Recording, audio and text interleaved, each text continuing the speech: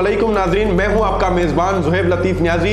Hyderabad news की live जश्न आज़ादी ट्रांसमिशन करम पाकिस्तान में मैं आपको खुशामदीद कहता हूं। नाजरीन, इस ट्रांसमिशन को आप तक पहुंचाने के लिए हमारे साथ ताउन किया है अल ज़ोहरा बिल्डर्स एंड डेवलपर्स ने, राजी मोटर्स की हाई स्पीड मोटरसाइकिल ने और भाभा ग्रुप्स ऑफ कंपनीज ने, फायदा ब्यूटी क्रीम 223190 ने, लासिफा ब्रेड और नेक्स्ट राइस मार्केटिंग कंपनी ने।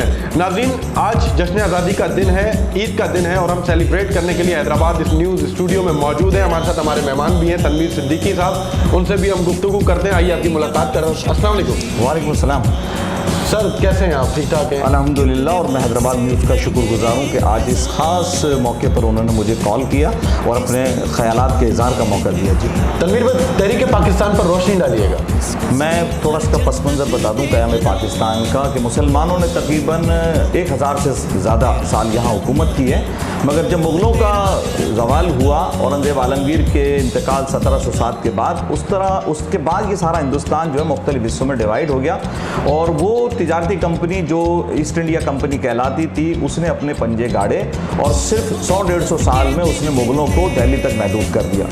इस मौके पर मुसलमानों ने और यहाँ के लोगों ने जंग आज़ादी लड़ी, मगर वो जंग आज़ादी जब नाकाम हो गई तो सारा हिंदुस्तान जो था वो ब्रिटिश कॉलोनी बन गया और डायरेक्ट उसका पावर जो है लंदन चला गया। यहाँ वाइसराय आ गया और फिर हुकूमत बरतानिया कह लें कि यहाँ की जो अंग्रेज़ हुकूमत थी उसने इस तरह की पॉलिसीज़ को अडॉप्ट किया, इख्तियार किया कि मुसलमान बिल्कुल दिन ब दिन डाउन होते चले गए, आइसोलेट होते चले गए और ऐसे तबके जो उनके मातहत थे या उनके फेवर में थे उन लोगों को वो आगे लेके आ गए। ज़ाहिर मुसलमान काबिल थे, यहाँ के हुक्मरान थे, तो उनके दिलों के अंदर ये ख्याल आता चला गया कि अगर एक दिन ऐसा आया कि अंग्रेज़ चला गया और यहाँ के जो लोग हैं जो कि इंतहा पसंद है और वो मुसलमानों को साफ कहते हैं कि हम आपको गुलाम बनाएंगे, तो फिर मुसलमानों के जहन के अंदर सबसे पहले ये ख्याल जो कौम का था ना, ये तो बहुत पुराना चला आ रहा था, लेकिन उसको सर सैयद है 1867 बनारस के वाक़े के बाद जो हिंदी उर्दू तनाज़ा कहलाता है, मुसलमानों को प्रॉपर कौम दिया और फिर बाकायदा एक तहरीक पाकिस्तान चली। उसमें सर सैयद का किरदार है, कायदे आज़म का किरदार है और जो मुख्तलिफ लोग हैं, मौलाना हसरत मोहानी है, मौलाना मोहम्मद अली जौहर है, मौलाना शौकत अली हैं, अल्लामा इकबाल है, मगर हर आदमी ने अपने अपने हिस्से की ईंट जो है वो इस इमारत में रखना शुरू कर दी और 20 लाख अफराद की कुर्बानियों के बाद पाकिस्तान 1947 को मारिज़ वजूद के अंदर आए। जी, आज के दिन की अहमियत क्या है? देखिए, आज के दिन की सबसे बड़ी अहमियत ये है कि दुनिया के अंदर इस वक्त बहुत सी कौमें इस वक्त ऐसी हैं, जैसे कश्मीर का हमारे सामने मसला है, ये दुनिया में और भी कौम ऐसी हैं जो कि आज़ादी की मुतलाशी या आज़ादी के लिए स्ट्रगल जद्दोजहद कर रही हैं, मगर उनसे आज़ादी बहुत दूर है। हम खुशनसीब हैं कि सिर्फ हमने 1940 के अंदर जो है ना वो अलहदा रियासत का या रियासतों का नारा लगाया और सिर्फ 7 साल के अंदर हमने मुल्क को हासिल कर लिया। अब आज़ादी तो हमने हासिल कर ली है, लेकिन इस वक्त जो हमें आज़ादी की जो सबसे बड़ी जो कहना चाहिए परेशानी है वो इसका तहफ़्फ़ुज़ है। हज़रत अली करमल्लाहु वजहहु का कौल है कि आज़ादी का हुसूल जो है ना वो आसान है और उसकी हिफाजत करना जो है वो उससे ज़्यादा मुश्किल काम है। तो इस वक्त हमारे पास सबसे बड़ी इसकी जो इम्पॉर्टेंस है इस डे की कि हम बेशक जश्न मनाएं, खुशियाँ मनाएं, अपनी तवानाइयों को सर्व करें। ये हमारा हक बनता है कि हमने हज़ारों साल या सैकड़ों साल की स्ट्रगल के बाद जो है ये मुल्क हासिल किया है, मगर उसके साथ साथ हमारे सामने इस वक्त सबसे बड़ी बात ये होनी चाहिए कि हम मुत्तहिद रहें और अपनी आज़ादी पर किसी तरह का भी कॉम्प्रोमाइज़ ना करें, चाहे वो किसी कर्जे की सूरत में हो, वो किसी और डील की सूरत में हो। तो आज के दिन की सबसे बड़ी अहमियत यही है कि हम जो है अपनी आज़ादी की हिफाजत करें और किसी भी बात पर जो है हम कॉम्प्रोमाइज़ ना करें। तनवीर भाई, ये बताइएगा कि भारत ने माजी में भी पाकिस्तान को तोड़ने की कोशिश की, पाकिस्तान की जो कौम है उसको कौमियत में बांटने की कोशिश की, हमेशा से नाकाम रहे। अब एक बार फिर भारत ने अपनी ये नापाक साजिश को करना शुरू किया। आप क्या कहना चाहेंगे इस बारे में? देखिए, ये तो इंडिया की ना बहुत बड़ी गलती है कि वो हमें तकसीम करना चाह रहा है। उनको मालूम नहीं है कि हमारे यहाँ कौम का जो तसव्वुर जो है ना वो ज़ात पात से नहीं है, हमारे यहाँ कौम का तसव्वुर है हमारे मज़हब से।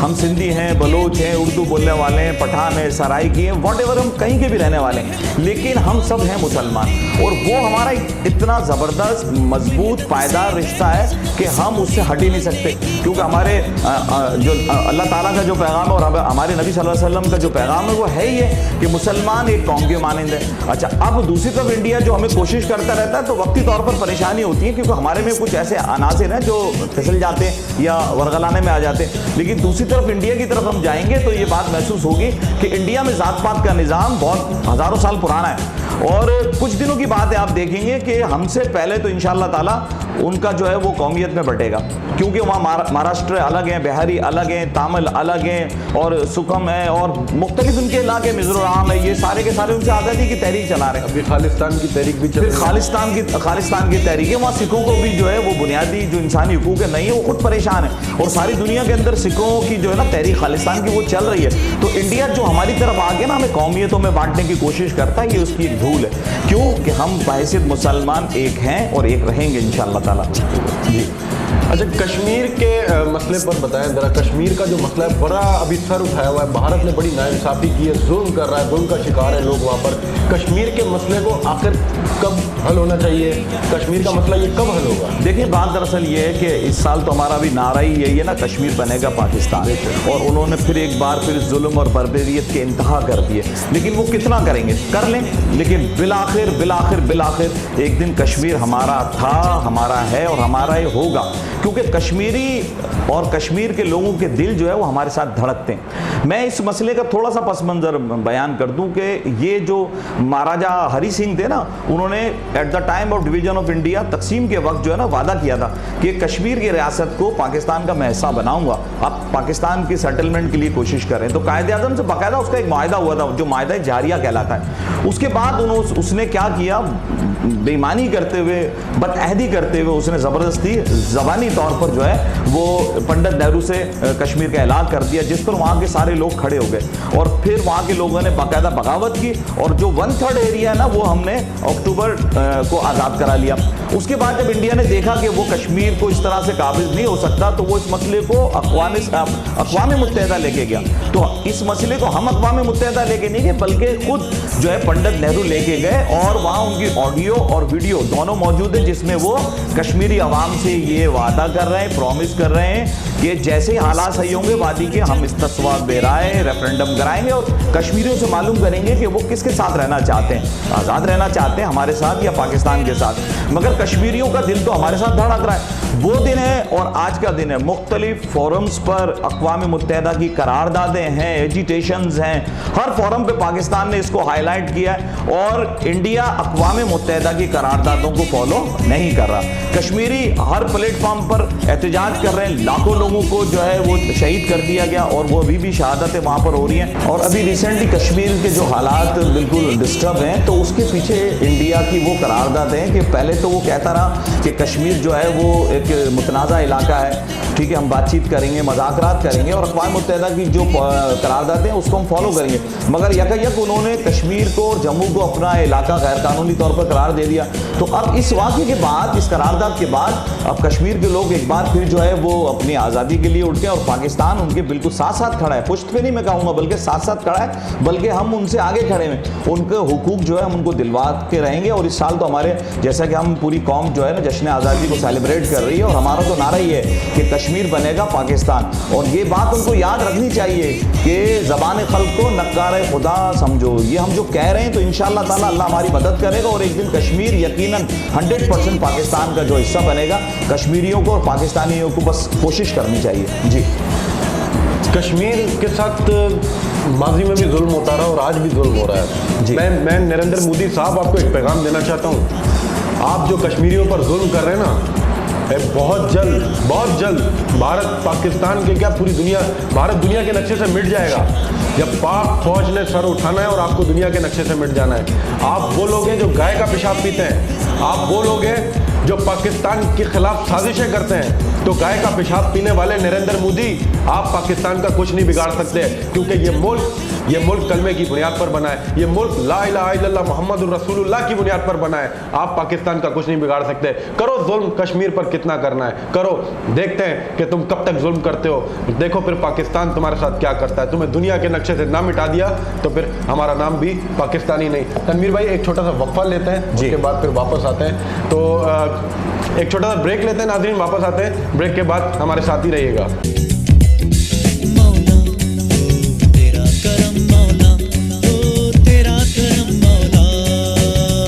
तदबीर ऐं तामीर जो एक हसीन इम्तिजाज।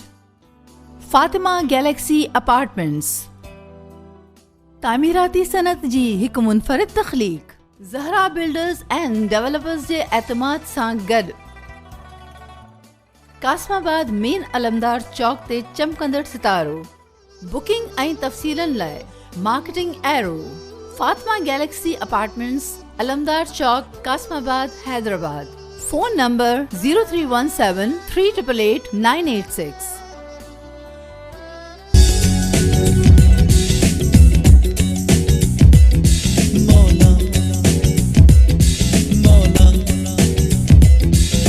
रात मेरा जचता तुझसे, रास्ता मेरा सजता तुझसे, तू है तो मैं हूँ और तू मेरा अफसाना। चलता रहे तेरा मेरा रास्तों का याराना, चलता रहे तेरा हाई मेरा स्पीड रास्तों का हर पल चले, एक कदम आगे।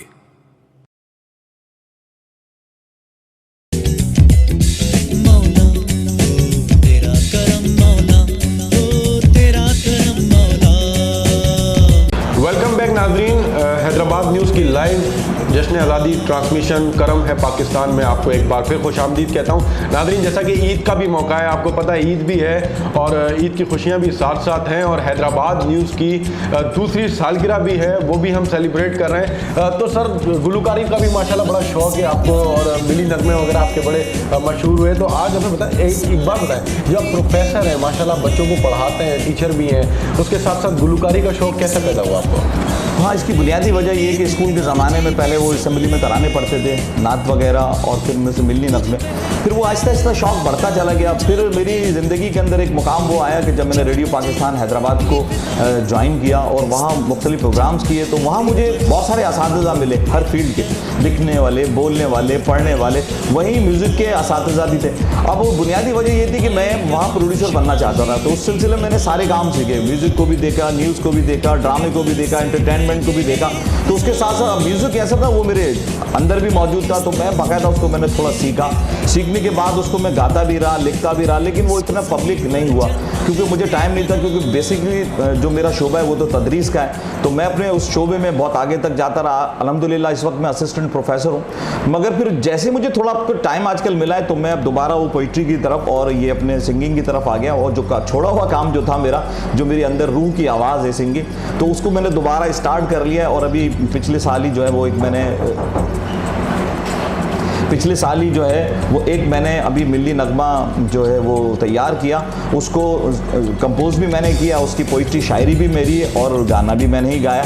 और यकीनन वो बहुत पॉपुलर हो रहा है इस वक्त, बहुत अच्छा है। और मुस्तकबिल के अंदर भी इंशाअल्लाह ताला इस तरह के जो है वो मेरे इरादे हैं कि मैं वतन के लिए गाने नगमे लिखता रहूँगा, क्योंकि वतन के लिए जो भी लिखा जाता है ना, उसका चार्म एक अलग होता है। क्योंकि आजकल जो ना नौजवान नस्ल है वो मोहब्बत पर और मुख्तलिफ इशूज़ पर जो है वो शायरी करती रहती है, लेकिन चूँकि अब मेरा सब्जेक्ट ऐसा है तो उसका रंग मुझ में उतर गया है। तो अब मुझे हर चीज़ के अंदर पाकिस्तान, पाकिस्तानी कौम, पाकिस्तानी मुआशरा, पाकिस्तान की तरक्की, पाकिस्तान की बढ़ोतरी, ये मुझे नज़र आती है। तो वो अल्फाज जो है वो मेरे जहन में आते हैं और वो मैं पेपर पे उसको शायरी की सूरत के अंदर लाता हूँ, फिर कंपोज कर लेते हैं। कंपोज करने के बाद वो एक सॉन्ग की, नेशनल सॉन्ग की एक सूरत बन जाती है। जी, तो मैं समझता हूँ बिल्कुल बिल्कुल मिली नगमा हो जाना चाहिए ईद के मौके पर और जश्न आज़ादी। जी बिल्कुल, मैं इस वक्त आपको जो मिली नगमा सुना रहा हूँ, इसकी शायरी और इसकी कंपोजिशन और उसका वोकल मेरा ही है।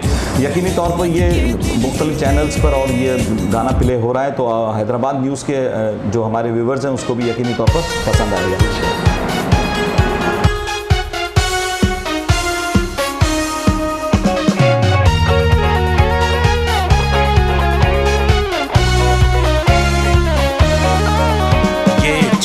सितारे का परचम,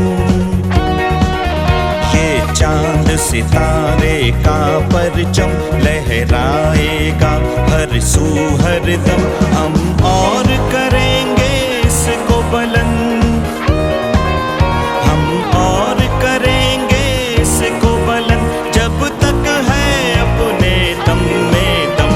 ये चांद सितारे का परचम।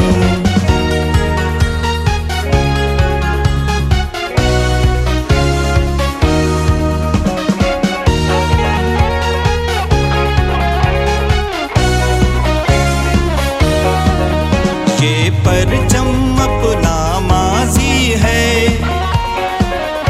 दुश्मन के आगे गाजी है, ये परचम अपना माजी है। दुश्मन के आगे गाजी है, जीती इसने हर बाजी है। रब सोना ऐसे राजी है, हम और करेंगे इसको बुलंद, हम और करेंगे इसको बुलंद। जब तक है अपने दम में दम, ये चांद सितारे का परचम।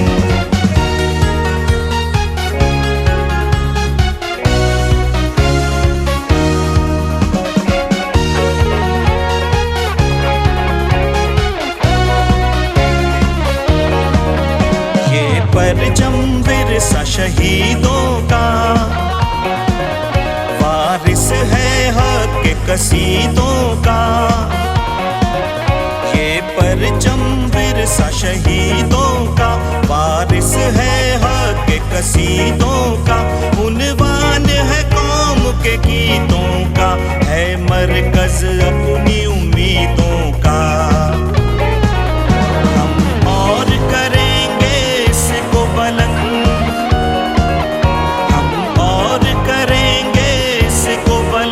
जब तक है अपने दम में दम, ये चांद सितारे का परचम।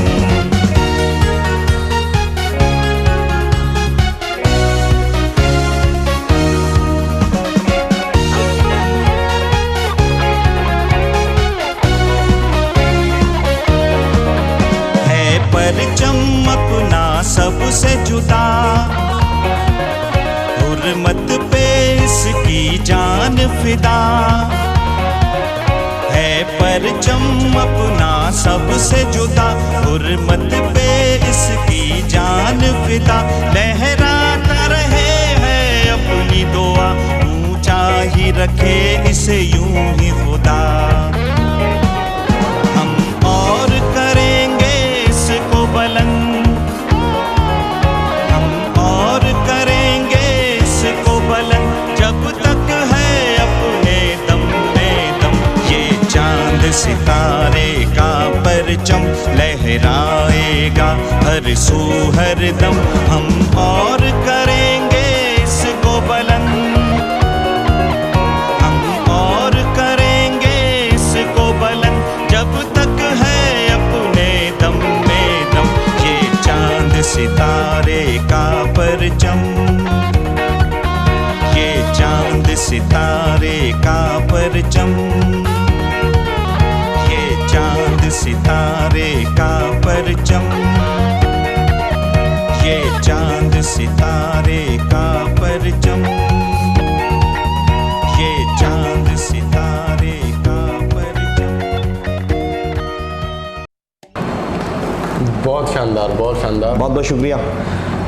आगे फ्यूचर में क्या प्लान है? क्या कोई और मिली नगमे आ रहे हैं आपके? हाँ बिल्कुल, इस वक्त मैं एक अस्करी नगमा लिख रहा हूँ फौजी भाइयों के लिए, जिसमें तीनों हमारी जो फोर्सेज है ना, लैंड फोर्सेज है, नेवल है, एयरफोर्स है, उन तीनों को अलग अलग कैटेगराइज करके ना वो बाकायदा उसका पोइट्री वगैरह तैयार है। और बस स्टूडियो के अंदर बस के आजकल फाइनल रिकॉर्डिंग होने वाली है इंशाअल्लाह ताला। मैं चाहता हूँ कि यौम दिफा पाकिस्तान 6 सितंबर से पहले जो है वो पब्लिक हो जाए इंशाअल्लाह ताला। कोशिश करेंगे कि ये जैसा सॉन्ग सुना इससे अच्छा और बेहतर हो जाए। जी बिल्कुल इंशाल्लाह। और मैं एक सवाल और आपसे करना चाहता हूँ तनवीर भाई, ये जो बुनियादी मसाइल हैं पाकिस्तान में, आप हुक्मरानों को क्या मैसेज देना चाहेंगे? बिजली के मामलात हैं, लोड शेडिंग के मामलात हैं, पानी के मामलात हैं, डैम नहीं है इस मुल्क के अंदर, गैस के इशूज़ हैं इस मुल्क के अंदर, क्या आप मैसेज देना चाहेंगे? देखिए, पाकिस्तान को जो है ना सूरह रहमान की तफसीर कहा जाता है कि हर दुनिया की तमाम नेमतें हमारे पास मौजूद है, ठीक है, बस सिर्फ मैनेजमेंट नहीं है। ऊपर कोई भी आए उसको ये प्रॉब्लम फेस करने पड़ेंगे। अच्छा, अब जहाँ लोड शेडिंग है, जहाँ बेरोज़गारी है, या और जो इशू अभी आप जिसको आपने काउंट किया, ये सब अपनी जगह है, लेकिन मेरी नज़र से एक कहना चाहिए कि एक प्रोफेसर की नज़र से मैं देखता हूँ तो हमारा इस वक्त सबसे बड़ा जो मसला है ना वो आबादी है, बढ़ती हुई आबादी है।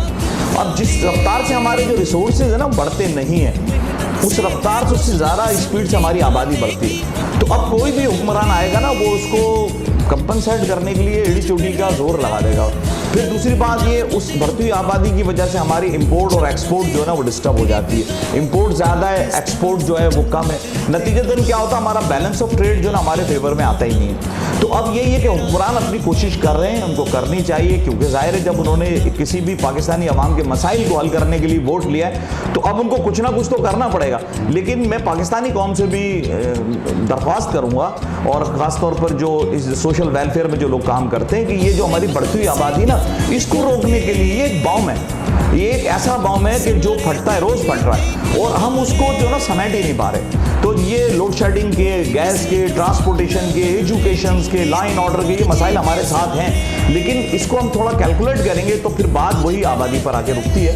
तो हमारी आबादी जो है वो ज़्यादा देहातों में रहती है, तो कोशिश करनी चाहिए कि वहाँ इस तरह के प्रोग्राम चलाएं हम कि शऊर आए। नो डाउट के चैनल्स ने हुकूमत से ज़्यादा बहुत बड़ा किरदार अदा किया है, और लोगों में शऊर तो आया कि भाई ज़्यादा जो आबादी जो है वो कोई किसी काम की नहीं है, बजाय 10 की अगर हम 2 अफराद हों और वो 2 काम वाले हों तो फिर हम जो है वो अपने माशरे को अच्छा दे सकते हैं, सिविक सेंस लोगों को दे सकते हैं। तो मैं समझता हूँ कि ये आबादी का जिस दिन हमारे पास कंट्रोल थोड़ा सा सब सही हो गया तो डेफिनेटली उसका असर लोड शेडिंग पे भी आएगा। ज़ाहिर है बिजली चाहिए उनको भी, गैस चाहिए उन लोगों को भी, तो जितनी आबादी हम कंट्रोल में रखेंगे उतने मसाइल हमारे डे बाई डे हल होते जाएंगे। जी इंशाल्लाह। अच्छा, हैदराबाद न्यूज़ की आज दूसरी सालगिरह है, हैदराबाद न्यूज़ को आप क्या कहना चाहेंगे, इस इदारे के लिए कुछ कहना चाहेंगे? देखिए जी, मैं हैदराबाद न्यूज़ को दूसरी सालगिरह पर बहुत बहुत मुबारकबाद देता हूँ, और इसमें कोई शक नहीं है कि आप और आपकी जो टीम है जिस मेहनत से, जाफिशानी से, दिनों रात, शब रोज़, मौसम की परवाह किए बगैर जिस तरह से आप भाग दौड़ कर रहे हैं। अभी मैंने हाल ही में देखा कि जिस तरह से बरसातें हो रही थी, लेकिन आपके चैनल्स के लोग, आपके लोग जिस तरह से घुटनों घुटनों पानियों में खड़े हुए थे और अपनी जान को ख़तरे में, क्योंकि आजकल जब पानी खड़ा होता है तो जो इलेक्ट्रिसिटी है उस पर करंट भी आ सकता है, तो ये ख़तरनाक है, लोग घरों से नहीं निकलते। लेकिन मैंने देखा कि आपके लोग जो थे वो रोडों पर खड़े हुए, कासमाबाद में, लतीफ़ाबाद में, हैदराबाद के अंदर, और पानी में खड़े हुए अपनी जान की परवाह किए बगैर वहाँ कवरेज कर रहे हैं, ताकि मसाइल को जो हुक्मरानों तक, मेयर तक, ये जो लाइन ऑर्डर की जो एजेंसीज हैं उन तक पहुँचाया जाए। इसी तरीके से अब ये बकरीद के ज़माने में जो ये मंडियाँ, जो मवेशी मंडियाँ लगी हुई थी, उस पर आपने जो कवरेज की है, या और जो इस वक्त मसाइल है, गैस के मसाइल है या लोड शेडिंग के मसाइल है कि 2-2, 3-3 दिन लाइट नहीं है, उन तमाम इशूओं को जिस तरह से आपका चैनल उजागर कर रहा है ना, तो ये तो एक हैदराबाद की जान है इस वक्त। मैं समझता हूँ कि इस वक्त जो बाकी चैनल चल रहे हैं, लेकिन इस वक्त एक बहुत बड़ा व्यूवर्स का एक तबका है जो कि हैदराबाद चैनल्स को देखता है, उसमें मैं भी शामिल हूँ, और तकरीबन अच्छे लोग, पढ़े लिखे लोग अब इसकी तरफ आ रहे हैं कि आप लोग फ़ौरन क्विकली, क्योंकि चैनल पे कराची जाए या हेडक्वार्टर न्यूज़ जाए, लेकिन आप उसको विदिन 5-10 सेकंड के अंदर पेश कर देते हैं। लोग देखते हैं कि इस वक्त कहाँ क्या मसाइल है, ट्रैफिक के मसाइल है, भाई इधर ना जाए, इधर ट्रैफिक जाम है, या जो भी कुछ मसाइल है। तो मैं समझता हूँ हैदराबाद न्यूज़ जो है बड़ा ज़बरदस्त काम कर रहा है, और मुझे उम्मीद है कि फ्यूचर के अंदर अल्लाह ताला इसमें और बरकत देगा, आपकी टीम भी बड़ी होगी, और आपका ये जो कहना चाहिए चैनल, मेरी दुआ है कि दिन दुगनी रात चौगनी तरक्की करे, और इसमें ऐसे टैलेंटेड लोग आए कि जो आपके इस प्रोग्राम को ज़्यादा से ज़्यादा आपका साथ बटाएं। अच्छा तनवीर भाई, ईद भी है और जश्न आज़ादी भी है, तो मैं चाहता हूं कि आप हमारे हैदराबाद न्यूज़ के ऑडियंस को और पाकिस्तानियों को ईद और जश्न आज़ादी के हवाले से, दोनों के हवाले से कोई अच्छा सा मैसेज दे दें। मैं सबसे पहले हैदराबाद न्यूज़ के जो नाजरीन हैं उनको बहुत दिल की गहराइयों से ईद मुबारक कहता हूँ, पाकिस्तानी कौम को ईद मुबारक कहता हूँ, ख़ासतौर पर हमारे हैदराबाद के जो शहरी हैं उनको दिल की गहराइयों से, क्योंकि मैं भी हैदराबादी हूँ, और इसके लिए मेरे भी फ्यूचर में यही प्रोग्राम है कि मेरे पास जो क्वालिटी ना मुझे इस शहर से मिली, शहर को रिटर्न करूं, तो उनको भी ईद मुबारक, पूरी कौम को ईद मुबारक। अब पाकिस्तान की तरफ आते हैं तो अल्लाह ताला ने जो है हमें ये जश्न आज़ादी या यौम आज़ादी जो दिया है, तो हम यही कहें कि बस यकजहती रखें, आपस में दुश्मन की बातों में ना आए, और अपने जो भी अंदर क्वालिटी है, मैं टीचर हूँ, मैं अपना काम करूँ, आप होस्ट हैं, आप अपना काम करें, एक इंजीनियर, एक डॉक्टर, एक स्टूडेंट, मतलब हमारे माशरे के जो लोग हैं ना जिसको अल्लाह ताला ने स्पेशलिटी दी हुई है, जैसे दूध जो होता है ना, दूध 10 बनो तो उस पर भलाई 1 पाव आती है, बाकी सारा दूध होता है। तो हमारी पाकिस्तानी कौम जो ना दूध है, भलाई जो हमारी ऊपर आ गई ना वो जायकेदार होती है। तो हमारे ये जो पढ़े लिखे लोग हैं, इंटेलेक्चुअल्स हैं या फनकार हैं ना, ये दूध की भलाई है। हम पे ज़्यादा जिम्मेदारी होती है कि हम में जो अल्लाह ताला ने क्वालिटी दी हुई है, हम उन क्वालिटी को अच्छी तरह यूटिलाइज करें, और हमारा हर काम, हमारे हर सोच, हमारा हर अमल, हमारा हर कदम पाकिस्तान की डेवलपमेंट के लिए, कौम की तरक्की के लिए, इसकी तामीर और तरक्की के लिए और इसकी हिफाजत के लिए होना चाहिए। जी बहुत शुक्रिया आपका। जी नाजरीन, आपने देखा ये थे तनवीर सिद्दीकी, प्रोफेसर तनवीर सिद्दीकी, जो आज हमारे साथ मौजूद थे। हमारे हैदराबाद न्यूज़ लाइव जश्न आज़ादी ट्रांसमिशन करम है पाकिस्तान के ख़ास मेहमान थे आज हमारे साथ।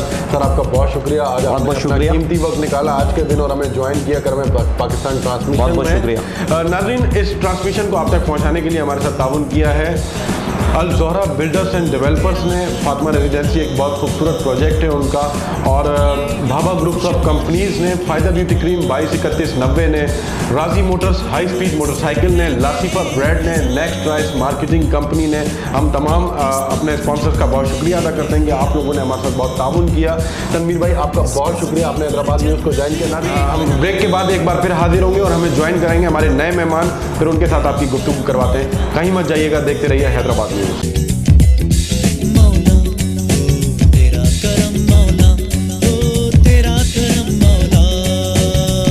तदबीर ऐं तामीर जो एक हसीन इम्तिजाज। फातिमा गैलेक्सी अपार्टमेंट्स तामीराती सनत जी एक मुनफरिद तख्लीक। ज़हरा बिल्डर्स एंड डेवलपर्स जे एतमाद सां गॾु कासमाबाद मेन अलमदार चौक ते चमकंदड़ सितारो। बुकिंग ऐं तफ़सीलन लाइ marketing arrow. Fatima galaxy apartments, Alamdar Chowk, Qasimabad, Hyderabad. Phone number 0317 388 986।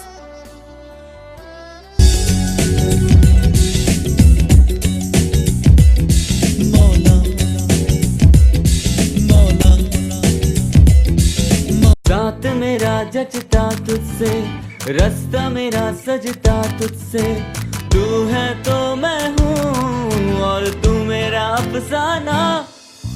चलता रहे तेरा मेरा रस्तों का याराना, चलता रहे तेरा हाई मेरा स्पीड रस्तों का हर पल चले, एक कदम आगे।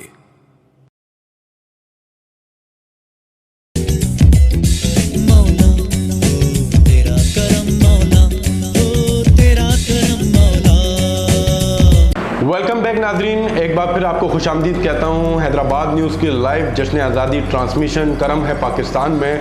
हमें ज्वाइन किया है नाजरीन हैदराबाद के उभरते हुए सितारे शहजाद लियाकत ने, जो इस वक्त मुख्तलिफ टीवी चैनल्स पर परफॉर्म कर रहे हैं, ड्रामों में आ रहे हैं। बहुत ज़बरदस्त इनका जो है इस वक्त सितारा उरूज पर है और इस वक्त आप इनको देख सकते हैं। सुर्ख चांदनी ड्रामा में भी बड़ा ज़बरदस्त नेगेटिव किरदार इन्होंने अदा किया है। शहजाद कैसे हैं आप? मैं लगश्कर बिल्कुल ठीक ठाक, आप बताएं कैसे हैं? मैं बिल्कुल ठीक ठाक हूँ। आपको जश्न आज़ादी बहुत मुबारक हो। हैदराबाद न्यूज़ के जितने भी व्यूवर्स हैं उन सबको बहुत मुबारक हो। और मैं सबसे पहले आपका शुक्रिया अदा करता हूँ कि आपने इतने अच्छे अल्फाजों में मेरा इंट्रोडक्शन दिया। और जाहिर सी बात है कि देखें आज जश्न आज़ादी का मौका है और तीसरी ईद उल अज़हा का दिन है, और जो आपने इंट्रोडक्शन दिया के ड्रामे के हवाले से, तो ये सब भी एक हैदराबादी होने के नाते मैं अपने आप पे बहुत फ़ख्र महसूस करता हूँ।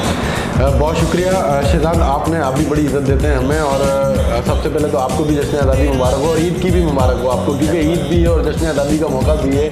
शहजाद, जश्न आज़ादी के हवाले से बताएं, कल रात आपकी कैसी गुजरी, क्या इन्जॉयमेंट्स वगैरह आपने की और कैसा रहा कल का दिन आपका? कल की जो रात थी, मीन्स के वो 14 अगस्त की जो रात लग जाती है 12 बजे, तो तब मैं थोड़ा सा बाहर निकला था एंजॉयमेंट के लिए, क्योंकि हर साल ही एक ये अंदाज़ रहता है इस तरह मनाने का। तो जब मैं बाहर निकला, हैदराबाद में ही हूँ क्योंकि आजकल अभी शूटिंग्स वगैरह थोड़ी पैकअप की हुई है, और तो जब मैं निकला वहाँ पे मैंने लोगों का बहुत ही जोश व खरोश देखा। कश्मीर के हवाले से जो यकजहती रैली निकली, मैं उसकी बड़ी दाद देता हूँ, क्योंकि ज़ुहैब भाई देखें, कश्मीर का जो अभी मसला आजकल जो चल रहा है और जो कुछ भी हुआ, ये बहुत ही अफसुर्दा करने वाला मसला है, ये बहुत ही गमगीन कर देने वाला मसला है, और ऐसा नहीं होना चाहिए था। इस वाक़ये ने हम तमाम ही पाकिस्तानियों के और दुनिया भर के तमाम मुसलमानों के दिलों को जो है रंजीदा किया है। और मैं समझता हूँ कि ऐसे मौके पर हम पाकिस्तानियों को और ज़्यादा बाहर निकलना चाहिए। जो लोग नहीं निकलते कश्मीर से, इजहार यकजहती नहीं करते, उन्हें चाहिए कि वो निकलें और कश्मीर से अपनी मोहब्बत का इजहार करें, क्योंकि आपकी मोहब्बत ही उन्हें वो जज्बा बेदार करता है कि वो फिर जज्बा उनकी आज़ादी में इंशाल्लाह तब्दील हो जाएगा, ऐसा मेरा मानना है। तो इंशाल्लाह एक ना एक दिन ऐसा ज़रूर आएगा ज़ुहैब भाई कि पाकिस्तान के साथ ही कश्मीर इंशाल्लाह जुड़ेगा। इंशाल्लाह। और हमें अपनी पाक फौज पर, हमारी पाकिस्तान आर्मी पर पूरा यकीन है कि कश्मीर ज़रूर आज़ाद होगा और इंडिया इस दुनिया के नक्शे से मिट जाएगा। ये हमारा यकीन है हमारी पाक फौज पर। शहजाद, आज़ादी सेलिब्रेशन तो हो गई, ईद का कुछ बताएं, ईद किस तरह मनाई आपने?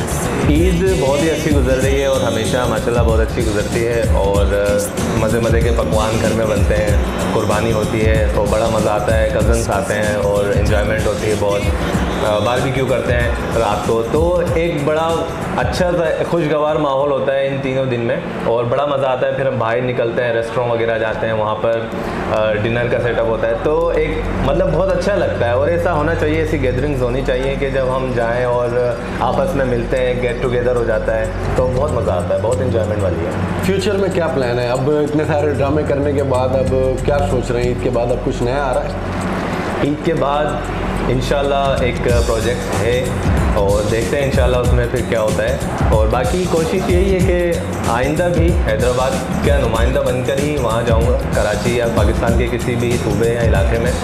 और हमेशा से ही मेरी ये पहचान रही है कि शहजाद लियाकत जो हैदराबाद से है, तो हमेशा मैं फ़ख्र महसूस करता हूँ अपने आप को हैदराबाद का शो करता हूँ कि मैं हैदराबाद से आया हूँ और हैदराबाद से सीख कर आया हूँ मैं यहाँ पर ना, और वहाँ से जितना भी टैलेंट है उसको मैं आइंदा, अगर मुझे मेरा रास्ता क्लियर नज़र आएगा, मैं आइंदा और जितने भी टैलेंट हैं उनको प्रमोट करूँगा आपके तवज्जुह से, क्योंकि आपका काम मैं देख चुका हूँ, दुनिया देखती है, तमाम हैदराबाद वाले देखते हैं कि आप हैदराबाद के टैलेंट को बहुत प्रमोट करते हैं आपकी वजह से।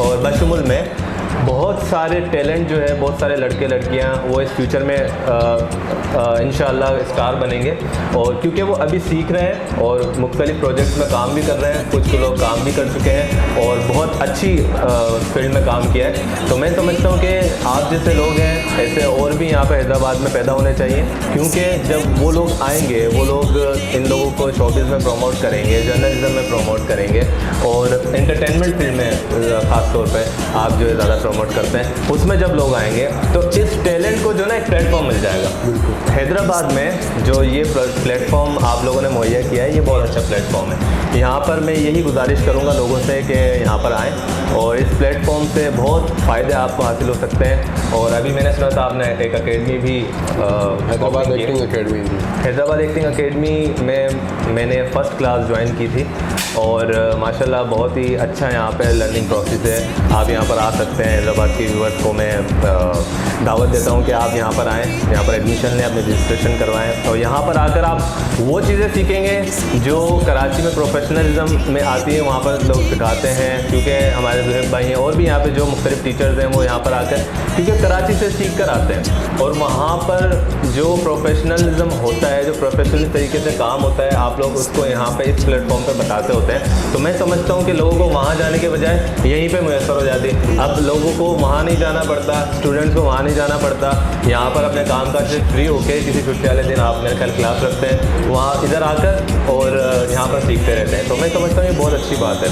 हैदराबाद एक्टिंग अकेडमी की मैं अपने हैदराबाद न्यूज़ के ऑडियंस को बताता चलूँ, सबसे ख़ास बात ये है कि ज़रूरी नहीं है कि आप यहाँ पे एक्टर बनने के लिए आ रहे हैं, एक्टिंग सीखने के लिए आ रहे हैं। यहाँ पर जब हम हैदराबाद एक्टिंग अकेडमी को हमने जो नाम दिया वो इसलिए दिया कि आपकी जो पर्सनल लाइफ है, आपकी जो ज़ाती ज़िंदगी है, अगर उसमें आपके अंदर कॉन्फिडेंस की कमी है, आप खुद को ग्रूम करना चाहते हैं तो आप हमारे पास आएँ, हम आपको सिखाएंगे, आपके अंदर कॉन्फिडेंस पैदा करेंगे ताकि आप मुआशरे का सामना कर सकें, लोगों का सामना कर सकें। जब मैं कराची जब पढ़ने के लिए गया था तो मैंने भी इन्हीं चीज़ों का सामना किया था। तो हम चाहते हैं कि हैदराबाद के लोगों को वो प्लेटफॉर्म दें कि वो अगर एक्टर बनना चाहते हैं, मॉडल बनना चाहते हैं, नाटख्वां बनना चाहते हैं, गुलकार बनना चाहते हैं, उनके लिए हम ये फैसिलिटी कायम करें हैदराबाद में ताकि वो आगे बढ़ें। इसी तरह वो खुद को ग्रूम कर सकते हैं, मुआशरे को सामना करना।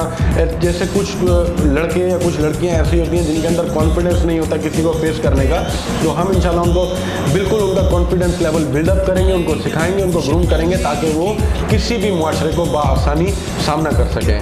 तो शहजाद, आप भी इसी अकेडमी का हिस्सा हैं, इंशाल्लाह इसको मिलजुल कर आगे लेकर चलेंगे, बढ़ाएंगे। अच्छा, ये बताइए कि कल हमने एक बहुत बड़ा मैसेज भी दिया था पाकिस्तान की कौम को। आज के जो हुक्मरान हैं वो क्या साजिश है, किसकी साजिश है जो कौमियत में बांटने की कोशिश करते हैं? महाजिर को सिंधी से लड़वाने की साजिश की जा रही है, पंजाबी को पठान से लड़वाने की साजिश की जा रही है। क्या आप समझते हैं ये सही है, ये नहीं होना चाहिए? नहीं देखें, वैसे बात तो बिल्कुल ही गलत है और हर कोई इसके खिलाफ ही बात करेगा, क्योंकि जो लोग लड़वाते हैं ना उनका असल मकसद होता है पाकिस्तान को तोड़ना, लेकिन ये उनकी नाकाम कोशिश है। पाकिस्तान को कभी भी नहीं तोड़ा जा सकता और दुनिया की कोई ऐसी ताकत नहीं है कि हमारे कायदे मोहतरम कायदे आज़म मोहम्मद अली जिन्ना ने भी फरमाया था कि दुनिया में कोई ऐसा पावर नहीं, कोई ऐसी ताकत नहीं जो पाकिस्तान को तोड़ सके और इंडिया में दोबारा मिला सके।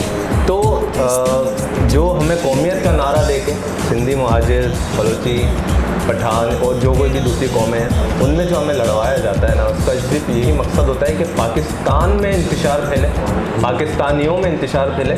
और जब पाकिस्तानियों में इंतशार फैलेगा तो जाहिर सी बात है इसका इफ़ेक्ट जो है हमारे मुल्क पर पड़ेगा, पाकिस्तान पर पड़ेगा और पाकिस्तान की सालमियत पर भी इसका बहुत असर पड़ेगा। हम जो एक दूसरे से लड़ेंगे ना, ये हमारे, क्योंकि हमारा भी पाकिस्तान है वो इस्लाम के नाम पर बना, ला इलाहा इल्लल्लाह के नारे पर बना।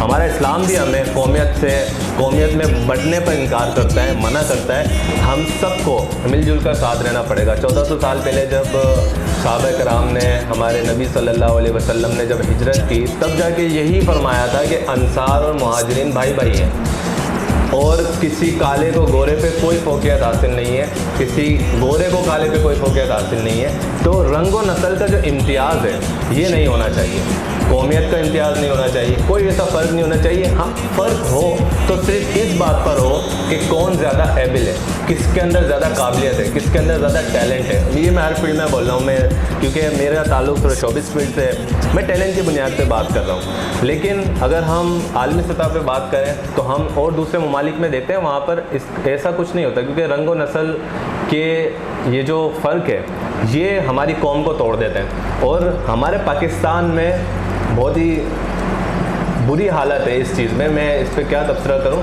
कि ये जो आपस में जो कौमों को लड़वाते हैं, इन आपस में कौमों को लड़वाने से इंसानियत ख़त्म हो जाती है। हमारा इस्लाम और हमारा पाकिस्तान, हमारे कायद-ए-आज़म मोहम्मद अली जिन्ना ने हमेशा इंसानियत का पैगाम दिया।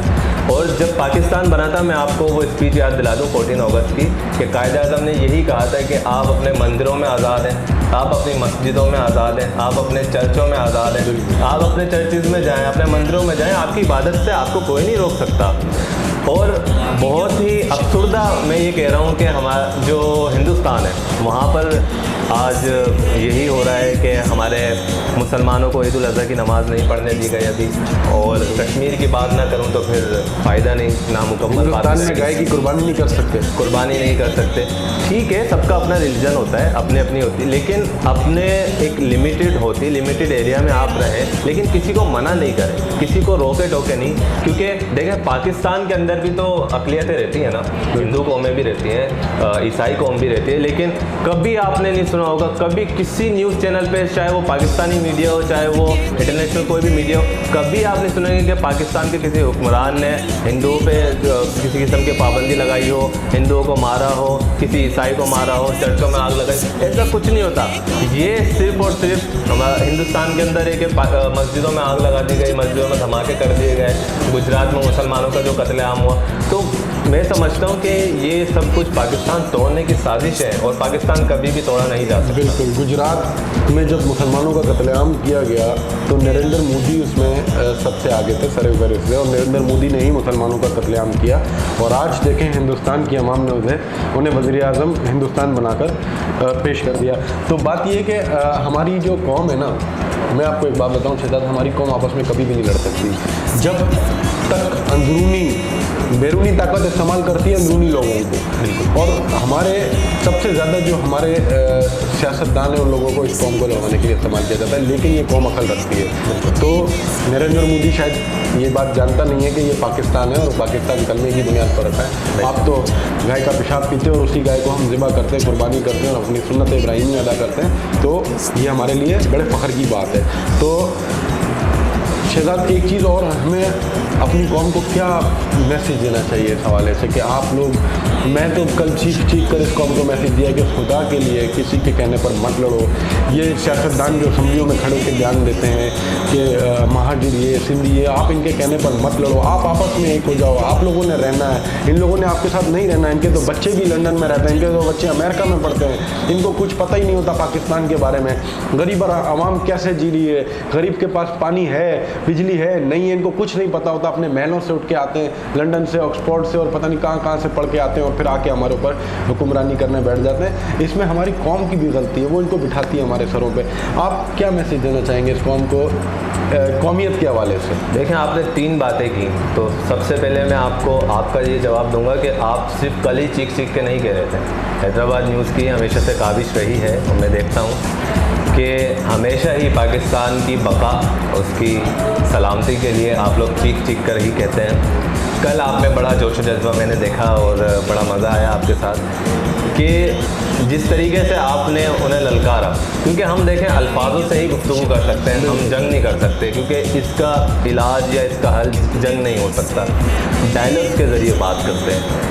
तो जिस तरीके से आपने उन्हें ललकारा, समझाया कह सकते हैं, तो ये मुझे बहुत अच्छा लगा और आप हमेशा से ही पाकिस्तान के लिए बात करते हैं। दूसरी बात ये है कि आपने कौम को मैसेज देने के लिए कहा। देखिए, कौम को मैं यही मैसेज दूंगा, बल्कि आपने अपनी बात में सारा ही मैसेज दे दिया कि इनके बच्चे लंदन में ऑक्सफोर्ड यूनिवर्सिटी में पढ़ रहे हैं, दूसरे ममालिक के अंदर जाकर पढ़ रहे हैं और इनको उठने का नहीं पता, इनको सोने का नहीं पता, कब उठते हैं कब सोते हैं, इनको पाकिस्तान का या पाकिस्तान के मसाइल से कोई इनका लेना देना है ही नहीं। इनके बड़ों ने जो किया आपस में मिल बांट के खाए, इनके बच्चे ऐशो आराम से ज़िंदगी गुजार रहे हैं और गरीब का बच्चा बेचारा, उसके सर पे छत नहीं है। मैं हैदराबाद की ही मिसाल आप ले लें, यहाँ पे कुछ ऐसे इलाके हैं जहाँ पर लोग झोंपड़ियों पे रहने पे मजबूर हो गए, लेकिन वोट के वक्त फिर सब आ जाते हैं मांगने के लिए। तो देखें, वोट की क्या बात करते हैं, इनकी नाअहली की बात आप इस बात से अंदाजा लगा रहे हैं कि जब इन हुक्मरानों को नैब या पुलिस कानून नाफिज करने वाले इदारे पकड़ते हैं तो ये कहते हैं कि अपने बच्चों को बाहर निकालो एहतजाज के लिए। यार, आपके बच्चे कहाँ हैं? आपके बच्चे लंदन में बैठे हैं, कारोबार कर रहे हैं, आप उनको बुलाओ पाकिस्तान में, वो करें आपके लिए एहतजाज। क्यों दूसरे गरीब बच्चों के, गरीब माओं के बच्चों की गोदें उजड़वाने के लिए आप उनको एहतजाजी तरीकों में शामिल करते हैं? आपके बच्चे लंदन में क्या कर रहे हैं? मैं यही तो कहता हूँ, इस कौम को अकल नहीं है, ये कौम देखती नहीं है। यार, आपके बच्चे लंदन में बैठे हैं, आपके बच्चे जो है अय्याशी कर रहे हैं बैरून ममालिक में बैठकर, और आप कहते हैं कि यहाँ पे गरीबों के बच्चों को एहतजाज करने के लिए बाहर निकालो।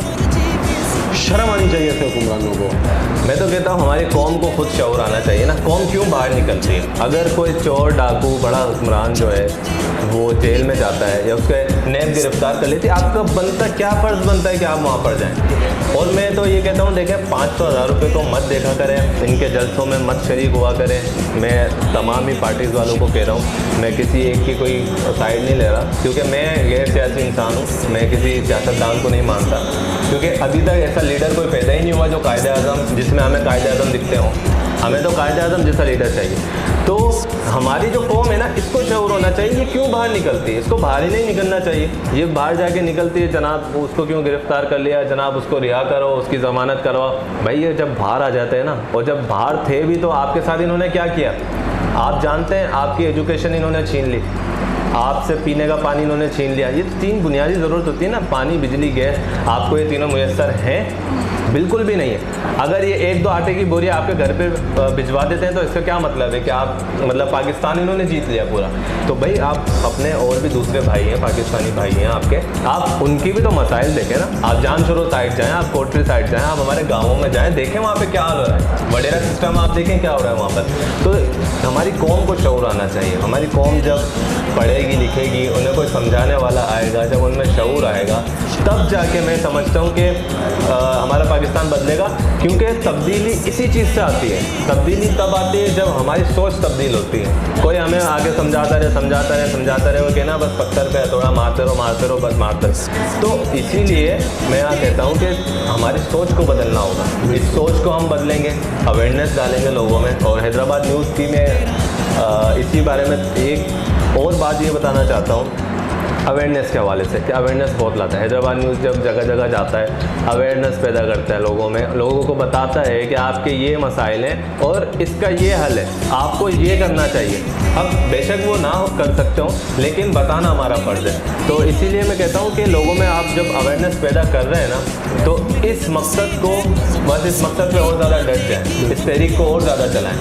क्योंकि जब आप लोग चलाएँगे, जब कहते हैं कि काफ़िला बनता है ना, तो उससे पहले एक फ़र्द होता है, फिर 2 2 फर्द होते हैं, फिर 3 अफराद होते हैं, और इसी तरह कर करके ये काफिला बनता है, फिर कारवां बनता है, फिर मुल्क और कौम बन जाती है। और ये जो कौम है ना, इसमें हर रंग व नस्ल के लोग रहते हैं, इसमें सिंधी मुहाजिर भी रहते हैं, बलोची भी रहते हैं, पठान भी रहते हैं, सब रहते हैं यहाँ पर। लेकिन सोच तो एक ही होती है ना, सोच तो एक होनी चाहिए। हमारे पास अवेयरनेस होनी चाहिए, हमें बच्चों को स्कूल भेजना चाहिए ताकि वो लोग पढ़ें। हमारे स्कूल का भी निज़ाम अच्छा होना चाहिए, क्योंकि सिर्फ स्कूल जाने से ही कुछ नहीं होता, स्कूल में पढ़ाने वाले भी अच्छे हों, वहाँ का निज़ाम भी अच्छा हो, ठीक है। और जिस तरीके से आपने तीसरी बात कही थी हिंदुस्तान के हवाले से कि वहाँ पर मुसलमानों का कत्लेआम हुआ और जो कुछ भी वो लोग करते हैं, मैं किसी के मज़हब पे बात नहीं करता कि वो सबका अपना अपना तरीका है, लेकिन सिर्फ एक बात मैं ये ज़रूर कहूँगा कि किसी भी किस्म के जो फ़िरका वारियत होती है ना, आप किसी भी मज़हब से ताल्लुक़ रखते हो, चाहे आप मुसलमान हो, हिंदू हो, क्रिश्चियन, जो भी हैं आप किसी दूसरे रिलीजन वाले को जो ना सताएं। जब आप ये नहीं करेंगे, दूसरे ममालिक में आपको नहीं सताया जाएगा, दूसरी जगह पर आपको नहीं सताया जाएगा। पाकिस्तान में भी तो अक़लियतें रहती हैं, जैसा मैंने भी बयान किया, तो वहाँ पर मैं हिंदुस्तान की जितनी भी आवाम है, जिसे जनता बोलते हैं वो लोग, तो आवाम को मैं ये मैसेज देना चाहता हूँ कि देखें, आप लोग तो पढ़े लिखे हैं, आप में से बहुत सारे पढ़े लिखे भी होंगे, अनपढ़ भी होंगे, लेकिन पढ़ने लिखने से कोई ताल्लुक़ नहीं। आप शऊर तो रखते हैं, आप नॉलेज तो रखते हैं, आप अपनी हिस्ट्री को पढ़ें, आप देखें कि किस तरीके से हिंदुस्तान को मज़ीद तोड़ा गया, वहाँ पे कैसे इंतशार फैलाया गया, कैसे लड़ाई झगड़ा हुआ। कम से कम आप ये देखें, आप अपने अंदर शऊर बेदार करें। आप इतना बड़ा नारा लगाते हैं भाई हम सेकुलर कौम है, हम जो है वो बहुत पढ़ी लिखी कौम है, हम दुनिया में झंडे गाड़ देंगे। आप कम से कम देखें तो सही, आपकी आंखों के सामने निहत्ते कश्मीरियों पर जुल्म हो रहा है, आपकी ही फौज कर रही है और आप उसके खिलाफ नहीं खड़े हो सकते। तो आपको चाहिए कि आप लोग इस बारे में अवेयरनेस हासिल करें। तो मैं आप लोगों से यही कहूँगा कि देखें, आप तो समझदार कौम है ना, आप तो एजुकेटेड अपने आप को कहते हैं, कम से कम आप शऊर रखें, आप अपनी कौम को समझाएं। और मैं ये नहीं कहता पूरा हिंदुस्तान गलत है, नहीं, ऐसा बिल्कुल नहीं है। देखें, पाकिस्तान में भी गलत लोग होते हैं, गलत सोच वाले भी लोग होते हैं, हिंदुस्तान में भी होंगे, तो अच्छे बुरे लोग सब जगह होते हैं, लेकिन जो अच्छा होता है ना, जीत फिर आके उसी की होती है। तो मैं चाहता हूँ कि आप लोग आगे बढ़ें, हम भी आगे बढ़ेंगे, आपस में मिलते हैं, अमन मोहब्बत को कायम करते हैं। और यही तरीका है, देखिए, जंग या लड़ाई झगड़ा इसका कोई हल नहीं होता। जब लड़ाई कोई कौम है जो आपस में लड़ती है ना, तो उसका आखिरी हल क्या होता है भाई, डायलॉग के ज़रिए बात ख़त्म कर लो, भाई चलो सुलह कर लो, चलो यार लड़ाई माफ़ करो। आखिर में जब यही करना है तो आप लड़ते क्यों भाई, आप पहले से ही जो है वो डायलॉग के ज़रिए बात करें, अमन मोहब्बत को फैलाएँ और ये नफ़रतें ख़त्म करें, आपस में मिलजुल के रहें। बेशक आपका अपना मुल्क हो, हमारा अपना मुल्क हो, हम नहीं कहते कि आप हमारे मुल्क में आइए, हमारे मुल्क वाले वहाँ, आप अमन मोहब्बत से रहें, हमें भी खुश रहने दें, आप भी खुश रहें, आप अपने मुल्क में खुश, हम अपने मुल्क में खुश, वहाँ पे आप किसी को तंग ना करें, यहाँ पे भी किसी को तंग नहीं करते। तो इसी तरीके से दुनिया चलती रहेगी। तो मैं समझता हूँ कि अमन ज़्यादा ज़रूरी है।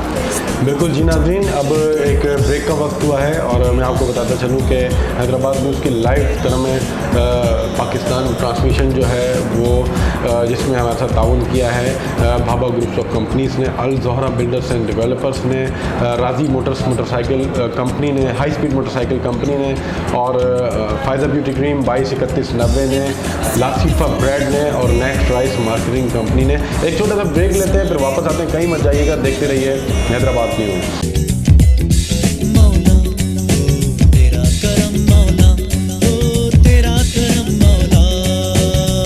तदबीर ऐं तामीर जो हिकु हसीन इम्तिजाज, फातिमा गैलेक्सी अपार्टमेंट्स, तामीराती सनत जी हिकु मुनफरिद तख्लीक, ज़हरा बिल्डर्स एंड डेवलपर्स जे एतमाद सां गॾु कासमाबाद मेन अलमदार चौक ते चमकंदड़ सितारो।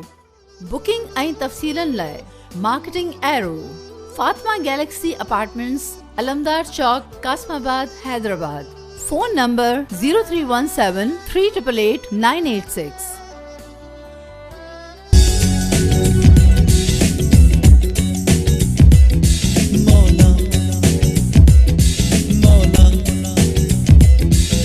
रात मेरा जचता तुझसे, रास्ता मेरा सजता तुझसे, तू है तो मैं हूँ और तू मेरा अफसाना। चलता रहे तेरा मेरा रास्तों का याराना, चलता रहे तेरा हाई मेरा स्पीड रास्तों का हर पल चले, एक कदम आगे।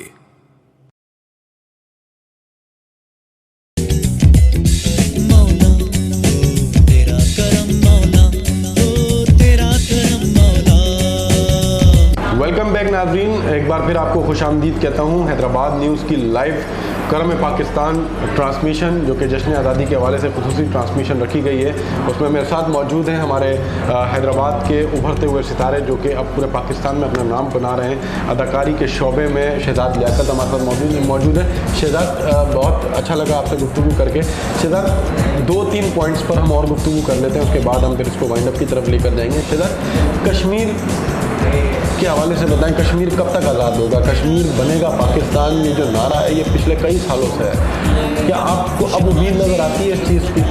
देखिए, 73 साल हो गए पाकिस्तान बने ना, आज हम 73वां जश्न आज़ादी मना रहे हैं।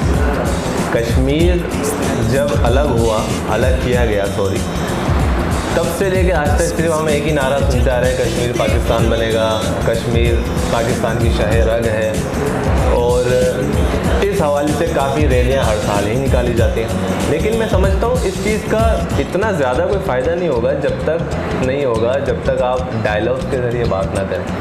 आप हमेशा से उन्हें बताते आएँ कि हम लोग बातचीत करने को तैयार हैं। जब हम बातचीत करने को तैयार होंगे और उनसे बात करेंगे, उनके मसाइल सुनेंगे, हम अपने मसाइल अक़वाम मुत्तहिदा में देंगे, तब इससे ये हासिल होगा कि हम अपना केस लड़ेंगे। जब केस लड़ेंगे तो इंशाल्लाह फिर जीत हमारी होगी, क्योंकि हमें पता है हम अकबर हैं। तो इसी तरीके से कश्मीर के सिर्फ नारे लगा देने से, इसके ख़िलाफ़ रैलियाँ निकालने से कुछ भी नहीं हासिल होगा। मैं समझता हूँ हमारी पाक आर्मी को ये कदम उठाना चाहिए और हमारे जो हुक्मरान उन सबको, अपोजिशन को एक हो जाना चाहिए, ख़ास तौर पे इस मसले पर, कश्मीर के मसले पर सब एक हो जाए। आपकी पार्टी गई, आपकी कोई हुक्मरान जेल में गया, कुछ भी हुआ, लेकिन आप कम से कम कश्मीर के मसले को मत छोड़ें, क्योंकि आप आज हैं, आप चले जाएंगे, हम आज हैं, हम चले जाएंगे, आने वाली नस्लें इसको भुगतेंगी। और आज तक जो हम इसको झेल रहे हैं इस बात को, तो 73 साल हो गए। अब हमें ये चाहिए कि हम लोग बातचीत के ज़रिए इस मसले को हल करें, क्योंकि जंग इसका कोई इलाज या हल नहीं है। तो जब हमारी पाक आर्मी इसमें कदम बढ़ाएगी, आगे होगी, और उन्हें भी चाहिए, क्योंकि हम इस मसले को अक़वाम मुत्तहिदा में उजागर करें, वहाँ पर बताएंगे, जब हम पूरी दुनिया को बताएंगे कि हमारे साथ कश्मीर में ये मसला हो रहा है, कश्मीरियों पर इस तरह जुल्म हो रहा है। पूरी दुनिया के प्लेटफॉर्म पर हमारे वज़ीर आज़म ने आवाज़ उठाई है और मज़ीद अभी वो आगे आवाज़ उठाने के लिए पूरी दुनिया में हमारे वज़ीर आज़म, लेकिन इंडिया जो है वो किसी चीज़ को तस्लीम करने के लिए तैयार नहीं है। इंडिया की जो गवर्नमेंट है, नरेंद्र मोदी है, उनकी शुरू से पॉलिसी रही है मुस्लिम क्लिंग्स पॉलिसी है उनकी। वो माजी में भी मुसलमानों को शहीद करते हैं, आज भी मुसलमानों को तकलीफ़ दे रहे हैं, भारत में मुसलमानों को तकलीफ़ दे रहे हैं, कश्मीर में मुसलमानों को तकलीफ़ दे रहे हैं। पूरी दुनिया में अगर आप कहीं भी पूरी दुनिया का नक्शा आप अगर उठा के देख रहे हैं तो मुसलमान वाहिद कौम है जो जुल्म और तशद्दुद का शिकार है। चाहे आप फ़लस्तीन चले जाएँ, शाम चले जाएँ, लीबिया चले जाएँ, कौन सा ऐसा मुल्क था जहाँ पर मुसलमानों को निशाना नहीं बनाया गया? यहूदियों की साजिश रही, यहूदियों ने मुसलमानों को निशाना बनाया, यहूदियों के साथ मिलकर हिंदुस्तान ने कश्मीर को निशाना बनाया, हिंदुस्तान ने मुसलमानों को निशाना बनाया। ये तो इनकी शुरू से पॉलिसी रही है। मुस्लिम दुश्मन, मुसलमानों की जो दुश्मन है, ये पूरी दुनिया मुसलमानों की दुश्मन है, कोई एक नहीं है।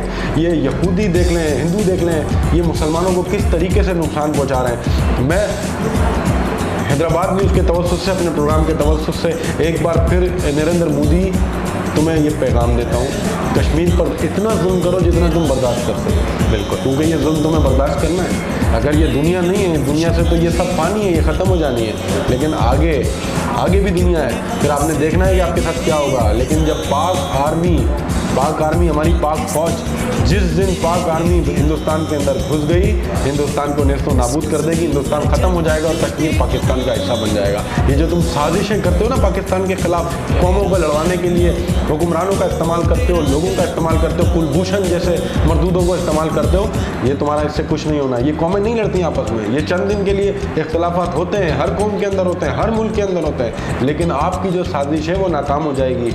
आपकी जो साजिश है उसे दफना दिया जाएगा कि आप सिंधी को महाजिर से लड़ाओ, महाजिर को सिंधी से लड़वाओ, पठान को पंजाबी से लड़ाओ, बलोच को सराइकी से लड़वाओ। ये आपकी सारी साजिशें नाकाम हो जाएंगी नरेंद्र मोदी, और दफन हो जाओगे तुम इस मट्टी के अंदर, या फिर आग में जलाए जाओगे तुम, देखना तुम इंशाल्लाह। देखिए, पाकिस्तान ने हमेशा प्रोफेशनलिज्म दिखाया है और हर चीज़ में ही ये कानून को सबसे ज़्यादा बाला तक रखता है। जबकि हिंदुस्तान में हमेशा इसकी नफ़ी होती है, इसका उलट किया जाता है। कुलभूषण जैसा जासूस जब पाकिस्तान में पकड़ा गया तो पाकिस्तान आर्मी उसको मार देती, तब भी आपका किया जाता, लेकिन हम लोगों ने उसे कैद किया, उसके घर वालों को उससे मिलने दिया गया और फिर आलमी सतह पर इस केस को उजागर किया। वहाँ पर हम जीत कर आए क्योंकि हम कानून जानते हैं, हमारे कायदे आज़म कानूनदान थे, हमारे कायदे आज़म ने हमें कानून सिखाया, तो उन्हीं की बरकत, उनके तवज्जुह से हमने उसी रास्ते को अपनाया, हमने कानून के रास्ते को अपनाया, क्योंकि जो कानून से हट के जाता है वो कायदे आज़म के रास्ते से हट के जाता है, क्योंकि कायदे आज़म ने हमेशा कानून की बालादस्ती के लिए इक़दाम उठाए। कायदे आज़म खुद वकील थे। आलमी कवानीन के तहत ही आज कुलभूषण जिंदा है, वरना कई पाकिस्तानी कैदियों को, पाकिस्तानी फौजियों को इंडिया की जेलों में शहीद कर दिया गया। ये हमारी फ़ौज जो है ना, वो आलमी कवानीन को मद्देनज़र रखते हुए इक़दाम करती है। कितना बड़ा अमन का पैगाम दिया जब भारतीय पायलट अभिनंदन को छोड़ा गया, ये कितना बड़ा अमन का पैगाम था और इंडिया के ऊपर लानत भेजी गई पूरी दुनिया से। तो देखें ये किस तरह अमन का पैगाम दिया। हमारे वज़ीर आज़म ने कहा आप 2 कदम बढ़ाओ, अब हम 2 कदम बढ़ाएंगे, आप 1 कदम बढ़ाओ, हम 2 कदम आएंगे। ये कितनी बड़ी बात है यार, कितने बड़े दिल की बात है कि पाकिस्तान जैसी कौम, पाकिस्तान कौम का वज़ीर आज़म, पाकिस्तान कौम का नुमाइंदा आपसे ये कह रहा है कि आप 1 कदम बढ़ाओ, 2 कदम बढ़ाओ। इनको फिर भी शर्म नहीं है। देखें शर्म तो क्या, बस जिस मुल्क का वज़ीर आज़म बेहया और बेशरम और मुसलमानों का कातिल हो, उससे और क्या एक्सपेक्ट कर सकते हैं हम। अच्छा, हमारी कौम का भी हाल नहीं है अगर आप देखें तो। माशाल्लाह अभी मैं चंद दिन पहले बिलावल भुट्टो साहब की तकरीर देख रहा था असेंबली के अंदर, जब मरियम नवाज शरीफ को पकड़ा गया, वो जो कहती थी कि मेरी तो लंदन में तो क्या पाकिस्तान में भी कोई प्रॉपर्टी नहीं है, बहुत सारी प्रॉपर्टियाँ निकल आई। खैर ये सियासी गुफ्तगू में नहीं करना चाहता। जिस जारहाना अंदाज से उन्होंने उनको डिफेंड किया बिलावल भुट्टो जरदारी साहब ने, बिलावल साहब मैं आपको सिर्फ इतना कहना चाहता हूँ, क्या आपने कभी थर के गरीब मिस्कीन बच्चे जो भूख और प्यास से मर गए, क्या आपने उनके लिए इतना जारहाना अंदाज अपनाया? नहीं अपनाया। क्या आपने आफिया सिद्दीकी जो हमारी बहन अमेरिका की कैद में, क्या आपने उसके लिए ऐसी गुफ्तगू की? इतना जारहाना अंदाज आपने उनके लिए दिखाया? नहीं दिखाया, क्योंकि आपको कोई गर्ज ही नहीं है। मरियम नवाज शरीफ से आपको क्या गर्ज है? आपने अपनी करप्शन बचाने के लिए सब लोगों ने इस चीज़ का इस्तेमाल करना है, असेंबली का इस्तेमाल करना है, वरना पाकिस्तानी कौम मर रही है। पाकिस्तान के कैदी बैरून वज़ीर आज़म पाकिस्तान के आने के बाद, इमरान खान के बाद हमें पता चला कि बैरून ममालिक में कैदी भी होते हैं, वरना हमें इतनी ज़्यादा अवेयरनेस नहीं थी इस चीज़ की। फिर वहाँ से कैदियों को रहा किया गया, कतर से कैदियों को रहा किया गया, दुबई से कैदियों को रहा किया गया, सऊदी अरब से कैदियों को रहा किया गया। कितनी बड़ी बात है। और आप लोगों को 5-5 साल आप लोगों ने हुक्मरानियाँ की, आपको पता ही नहीं। देखिए हमेशा पाकिस्तान ने अमन की बात की है। आपने जैसे भारतीय पायलट के कहा, हम उसे आज़ाद करने का, उसे छोड़ देने का, रिहा कर देने का यही मकसद था कि हम अमन का पैगाम दुनिया में देना चाहते हैं, दुनिया भर में हम देना चाहते हैं। वज़ीर आज़म साहब ने जो कुछ भी ये पैगाम दिया इस हवाले से, लेकिन उन्होंने इसका उलट ही किया। वो कहते हैं कि डर के और जो है ना, मतलब बिल्कुल डर के उन्होंने इसको छोड़ दिया। आप खुद बताएं, पाकिस्तानी कौम किस तरीके से डर सकती है, और पाकिस्तानी फ़ौज दुनिया भर में अपना नाम रखने वाली, वो सिर्फ आप लोगों से डर जाएगी? अरे आप लोगों से तो इस तरह लाइन क्रॉस नहीं की जा सकती, आप हमारी फ़िज़ाए हदूद नहीं पार कर सकते, और जब की तो फिर देखें क्या हशर हुआ। डरने की बात के ऊपर मैं इंडियन कौम को सिर्फ इतना बोलूँगा कि यार 1 अरब 30 करोड़ की आबादी है आपकी, हम कितने 20 करोड़, यानी हम आपका 1/4 हिस्सा है। यार आप पे इतनी ताकत है तो आओ ना, हमला करो पाकिस्तान पे। क्यों दम नहीं है तुम्हारे अंदर? तुम लोग गाय का पेशाब पीते हो, सो जाते हो, हम अल्लाह अकबर का नारा लगाते हैं, आपका पेशाब निकल जाता है। यार ये तो आपकी औकात है। आपकी इसी बात से हमारे खलीफा दौम हज़रत उमर फारूक रज़ियल्लाहु ताला अन्हु फरमाते थे, मुझे उनकी बात बहुत अभी तक याद है, हम बचपन में पढ़ा करते थे कि फ़ौज की ज़्यादती से जंगें नहीं जीती जाती। यानी आपके पास कितनी बड़ी कोई फ़ौज हो, आप नहीं जीत सकते, लेकिन अगर आपके पास फ़ौज कम हो लेकिन जज्बा ज़्यादा हो, और जज्बा किसका? आपके पास रूहानी जज्बा हो, आपके पास इस्लाम का जज्बा हो, आपके पास आज़ादी का जज्बा हो, आपके पास बाहर निकलने का जज्बा, आपके पास जब इस्लाम का जज्बा और अल्लाह अकबर का जो नारा और ये जो जज्बा जब आपके दिलों में उजागर हो जाता है, जब आपके पास आपकी नस नस में, आपकी रग रग में ये बस जाता है, तो आपके पास 313 हमने ग़ज़वा बदर आप जानते ही होंगे, हमारी ये बहुत बड़ी तारीख़ है। 313 हम मुसलमान और उनके मुकाबले में 1000 कुफ़ार, वो भी बिल्कुल जंगी सामान से लेस, और हमारे पास कोई सामान नहीं, कोई कुछ नहीं, लेकिन फिर भी देखें वो जज्बा ही तो था जिसने ग़ज़वा बदर में हमें फ़तह हासिल की। तो फ़ौज की ज़्यादती से कुछ नहीं होता, ये सिर्फ जज्बे से होता है, हमारी सोच से होता है, हमारे नज़रियात से होता है। और 20 करोड़ आवाम हमारी है, 1 अरब से ज़्यादा उनकी है, लेकिन हमारे पास जज्बा है। तो इंशाल्लाह इसी जज्बे के तहत हम इंशाल्लाह दुनिया भर में अपना नाम रोशन करेंगे और इंशाल्लाह पाकिस्तान तरक्की भी करेगा और कश्मीर भी बनेगा पाकिस्तान। शहजाद, आखिरी मैसेज हैदराबाद न्यूज़ को दे दीजिए, हैदराबाद न्यूज़ को नाज़रीन को, फिर उसके बाद हम इस प्रोग्राम का अख्ताम करेंगे। हैदराबाद न्यूज़ की काविशें तो बहुत ज़्यादा हैं और जिस तरीके से हर इवेंट पर हर किस्म के मसाइल को ये उजागर करता है, हैदराबाद न्यूज़ को मैं मुबारकबाद पेश करता हूँ। और दूसरी सालगिरह के हवाले से भी मैं ये कहना चाहूँगा कि मैं दुआ देता हूँ कि अल्लाह ताला आपको मज़ीद दिन दुगनी रात चौगनी तरक्की अता फरमाए, आप लोगों को और मज़ीद बरकतें इसमें दें। इसी तरीके से आप हैदराबाद के मसाइल उजागर करते रहें, लोगों को बताते रहें और इंशाल्लाह एक दिन ऐसा आएगा कि हैदराबाद का हर शहरी हैदराबाद न्यूज़ का हिस्सा होगा इंशाल्लाह। जी नाज़रीन, आप देख रहे थे हैदराबाद न्यूज़ की लाइव जश्न आज़ादी ट्रांसमिशन करम है पाकिस्तान। और मैं सबसे ज़्यादा तो शुक्रिया अदा करना चाहूँगा हमारे स्पॉन्सर्स का, अल ज़ोहरा बिल्डर्स एंड डेवलपर्स का, हाई स्पीड मोटरसाइकिल का, भाभा ग्रुप्स ऑफ कंपनीज़ का, फ़ायदा ब्यूटी क्रीम 223190 का, नेक्स्ट ट्राइस मार्केटिंग कंपनी का, लातिफ़ा ब्रेड का। सर आप लोगों का बहुत शुक्रिया, आप लोगों ने हमारी इस ट्रांसमिशन का हमें हमारा साथ दिया, हमारे साथ इस ट्रांसमिशन का हिस्सा बने और जश्न आज़ादी की खुशियों में आप हमारे साथ शरीक हुए। हैदराबाद न्यूज़ की लाइव ट्रांसमिशन जश्न आज़ादी ट्रांसमिशन करम है पाकिस्तान से मैं आपको इजाज़त देता हूँ। ज़ुहैब लतीफ़ नियाज़ी को इजाज़त दीजिए। खुदा हाफिज़। पाकिस्तान जिंदाबाद, पाकिस्तान पाइंदाबाद।